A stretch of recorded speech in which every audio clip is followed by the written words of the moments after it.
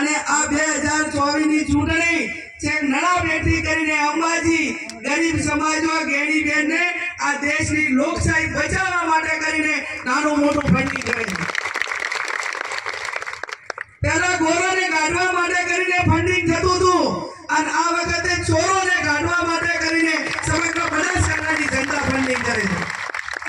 ત્યારે આપ સૌને મારી બે હાથ જોડીને વિનંતી છે કે ક્યાંક નાના મોટી કોઈ કારણોસર ભૂલ થઈ હોય તો ભૂલ કરવા વાળા કરતા માફ કરવા વાળો મહાન હોય છે। અને બાબર સોયગામ આ થરાદા વિસ્તાર કોઈ એક એવો પરિવાર ના હોય કે એના સુધી અમે કે કોંગ્રેસ પાર્ટીના આગેવાનો તમારા સુખ દુઃખમાં આવીને ઊભા ના રહ્યા હોય એવો કોઈ દાડો નહીં હોય। તમે મને ફોનથી સમાચાર આપ્યા છે ને તો આધી રાતે તમારા વચ્ચે અમે આવીને ઊભા રહ્યા છે। અને એટલા માટે કરીને હું કહું છું કે પોતાના હોય ને ઘણી વખત મને કેપી સાહેબ કે દૂધની ગાય હોય ને એની પાડવું એ કમાય પણ બિલકુલ કોઈ દાડો ધોવાતો શું પણ કોઈ દાડો એને આશા ના હોય એ આખો દાડો સોટિયું ભરે તો એનું દર્દ પણ થાય છે। અને એનું દર્દ થાય છે ત્યારે જે સામેવાળા સામ દામ દંડ ભેદની રાજનીતિ એ એકદમ તમામ સરકારી વહીવટી તંત્રનો ઉપયોગ એક બાજુ સરકાર એક બાજુ સંગઠન એક બાજુ પૈસાનું લેલન છેલ એક બાજુ દબાવ એક બાજુ સમાજ વચ્ચે એકબીજાના ઝઘડા આ તમામ એંગલથી ચૂંટણી લડે છે। ત્યારે હું તમને એટલું કહેવા માંગુ છું જાહેરમાં કે જે તમારે ખેલ કરવા હોય કરી લો। મને ઘણી વખત એમ કે બેન આ બધા સંસાધનો તમારી સામે છે। મેં કીધું આના સંસાધનો 2017 માં મારી સામે જ હતા અને 2017 માં શું થયું કે તમે ગુજરાતે અને જિલ્લાએ જોયું। આના સંસાધનો 2022 માં મારી સામે હતા જ જ્યાં ચૂંટણી લડવાની પણ હિંમત કરી નથી। આપણે હર હંમેશા કહેવત છે કે કોઈ પણ માણસ વધારે કઈ બધું કરતો હોય ને ત્યારે એમ કે આ ચોરને પણ ચોરની માં કોણ છે એને ગોતો। એટલે આપણને ખબર છે કે આપણે ચૂંટણી ચાના સામે લડવાની છે। આપણે ચૂંટણી ડમી સામે નથી લડવાની। આપણે બનાસકાંઠાની આઝાદી માટે એક વ્યક્તિ સામે આપણે આ ચૂંટણી લડવાની છે।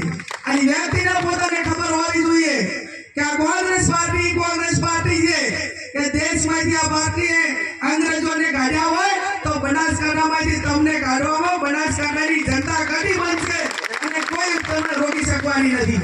ત્યારે સત્તાનું વિકેન્દ્રીકરણ હોવું ખૂબ જરૂરી છે અને સત્તાનું વિકેન્દ્રીકરણ જોવું અલગ હોવું ખૂબ જરૂરી એટલા માટે છે કે આજે બનાસકાંઠાની હાલત શું છે। આ સમાજ વચ્ચેની ચૂંટણી નથી। આ ભાજપ કોંગ્રેસ કરતા એક વ્યક્તિ સામેની ચૂંટણી છે અને વ્યક્તિએ બનાસકાંઠા જિલ્લાને જે બારમાં લીધો છે હવે આખા જિલ્લામાં ફરીને નોકરીઓના ડેરીઓના કોન્ટ્રાક્ટરના વાયદા આપે છે લોભને લાલચ આપે છે। એમને મેં દાતામાણીઓ બધે જઈને કીધું કે આ 2017 નું 5000 નું લિસ્ટ અમારી પાસે પડ્યું છે એ 5000 નથી કોઈને ફોન કરી કહેતા કે જે વચ્ચે હતા ને એ કોઈ ફોન ઉપાડતા નથી। એટલા માટે કરીને આય ને તો ત્યાં એટલે હવે એક વખત કોઈ વિસ્તારની અંદર માણસ એક વખત છેતરાય પણ વારંવાર છેતરાય નહીં। એટલે ચાક નાના મોટી લાલચો લોભ મને લાગે થરાદમાં 2022 માં બધી આવી લાણી આપી છે અને કોઈ ગયા વરાળ ઠાલવતું હશે એટલે થરાદનું આ બાજુ પહેલું તો એક બાવનું લિસ્ટ ભેગું થયું પછી થરાદનું થયું અને આ વખતે તો આખા જિલ્લાનું લિસ્ટ ભેગું થાય છે બેંક માટે ડેરી માટે કોન્ટ્રાક્ટર માટે અને પછી 8મી તારીખ થાય ને એટલે બધાના ફોને બ્લેકમાં મેલી દેશે કોઈ ઉપાડશે નહીં। આપણે આ વર્ષોથી જોઈએ છે એટલે એવી ક્યાંય નાના મોટી વાતોમાં ના આવતા। પોલીસને ઘણી બધી નાનો પોલીસનો સ્ટાફ એ આપણા માટે લાગણી વાળો છે પણ ક્યાંક ને ક્યાંક ઉપરના અધિકારીઓ એમને સારું પોસ્ટિંગ મળે અમારી વાહ થાય અમને કઈક સારા ઓલા ઠેકાણે મૂકે એના માટે કરીને ક્યાંક ને ક્યાંક નાના માણસોને દબાવવા માટેનું ચાલુ કર્યું છે। તો હું એમને પણ કહું છું કે પોલીસનું કામ એ કાયદો અને વ્યવસ્થા જાળવવાનું છે। પોલીસનું કામ એ નિષ્પક્ષ ચૂંટણી કરાવવા માટેનું છે। પોલીસનું કામ કોઈ આ ઘટના બની હોય તો જે ગુનેગાર છે એની સામે પગલાં લેવાનું છે। તમારું કામ ચૂંટણીમાં કોને વોટ આપવા ને કોને ના આપવા એ તમારું કામ નથી અને આ પ્રમાણે તો તમે કરશો તો એટલું તો ધ્યાન રાખવું પડે કે તમે જે પગાર લ્યો છો, જે પગાર તમને મળે છે ને એ ભાજપના કાર્યાલયથી પગાર નથી મળતો. એ તમારા ખાતામાં પગાર એ બનાસકાંઠાની જનતા, ગુજરાતની જનતા અને 18 આલમ 36 કોમના પરસેવાના ટેક્સના પૈસાનો તમને પગાર મળે છે. એમાં એટલું તમારે